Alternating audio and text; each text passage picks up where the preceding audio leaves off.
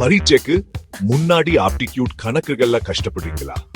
Break டீமா பதில்களை சீக்கிரம் கண்டுபிடிக்கவும் அதை புரிஞ்சுக்கவும் ஒரு சுலபமான வழி இருந்தா நல்லா இருக்குமேன்னு நினைக்கிறீங்களா? ஒரு ஏஐ கால்குலேட்டர் எப்படி இந்த விளையாட்டையே மாத்துதுன்னு பார்ப்போம்.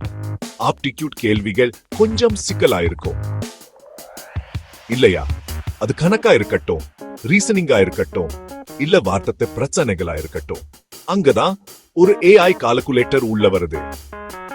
உங்க கேள்விய ஏஐ கால்குலேட்டர்ல டைப் பண்ணுங்க. உதாரணத்துக்கு டைம் அண்ட் ஒர்க் பர்சன ஒன்னு இருக்குன்னு வச்சுப்போம். கேள்விய உள்ளீடு செய்யுங்க. சில வினாடிகள்ல ஏஐ உங்களுக்கு பதிலை கொடுக்கும். அது மட்டும் இல்லாம படிப்படியான தீர்வையும் கொடுக்கும்.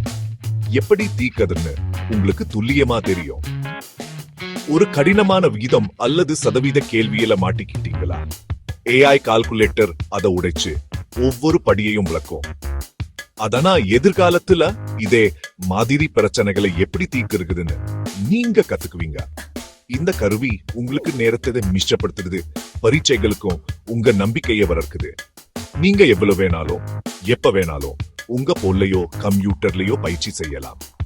அதனால ஆப்டிடியூட் உங்களை டென்ஷன் பண்ணுச்சுன்னா இன்னக்கே ஒரு ஏஐ கால்குலேட்டரை முயற்சி பண்ணி பாருங்க.